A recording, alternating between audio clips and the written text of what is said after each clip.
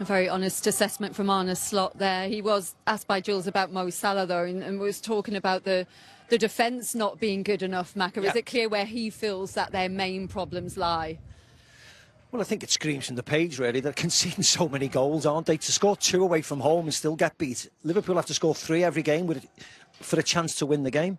So that's 14 now. Yeah, They'd only conceded 5 at this stage last season. Yeah, so, you know, I mean, you have to defend from the front. You have to be more organised.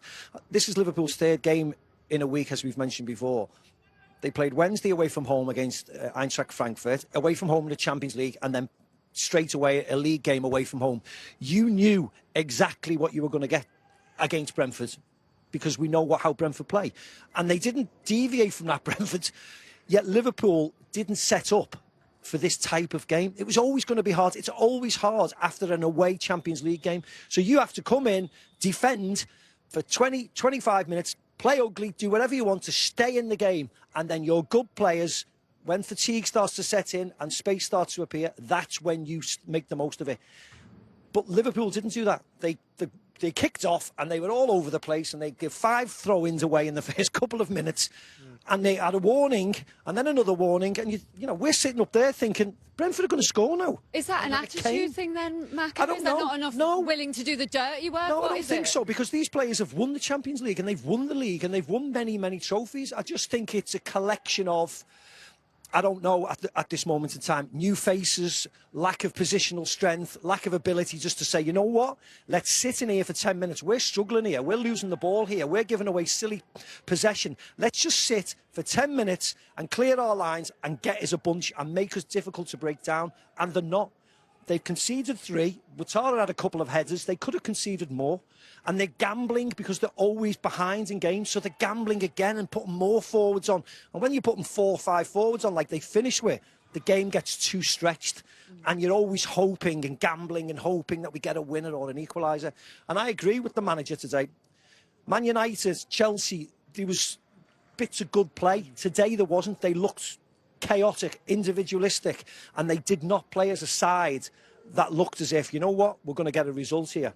Arne Slot, he's got a lot of credit in the bank, obviously, after winning the title last season, but what are the things that he's getting wrong?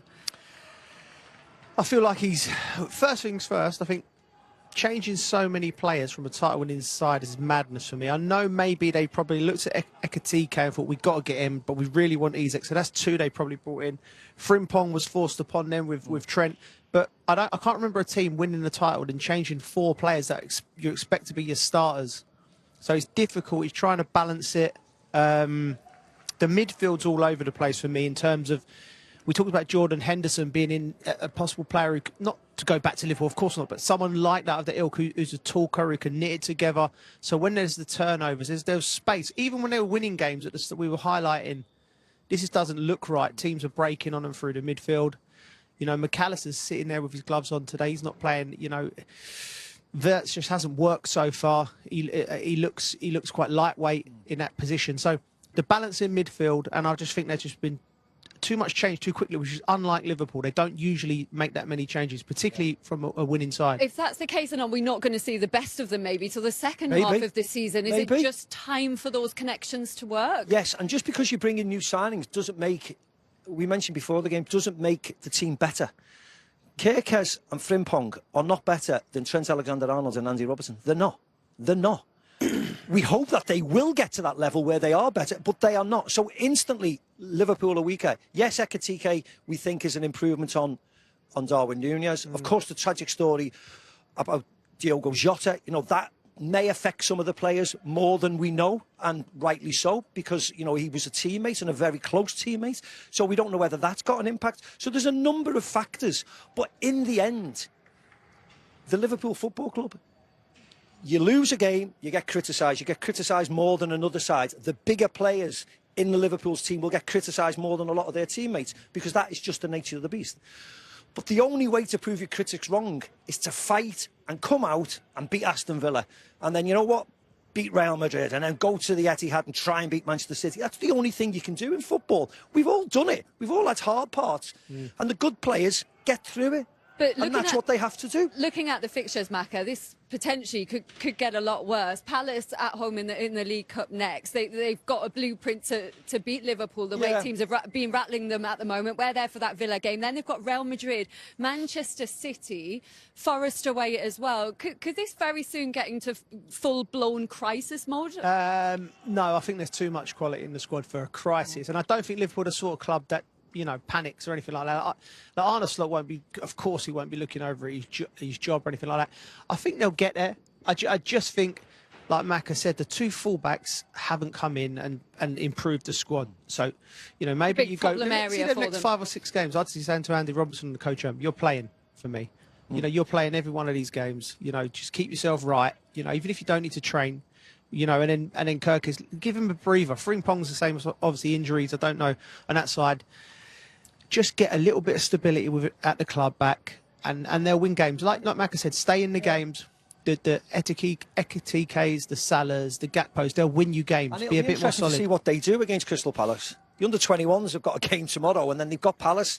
What does he do? Does he play a weakened team, which he normally does in the Carabao Cup? They need a win, though. Well, for confidence, does the Carabao Cup matter as much as the Premier League game against Aston Villa? It matters to me, Macca. It matters to you. It only doesn't matter to you because you lost it. Most things matter to you.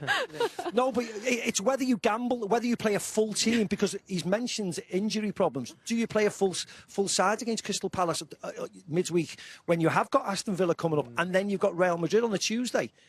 So there's a huge amount of questions and conundrums for the manager that he needs to think about, because they are down to the bare bones, as I said, at the moment. Yeah, a lot to ponder. For Keith Andrews, though, it's a night to celebrate. Yes. A word on him, finally, Joe, because it's his first job in management.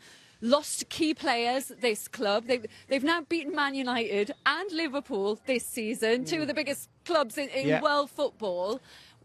A word on...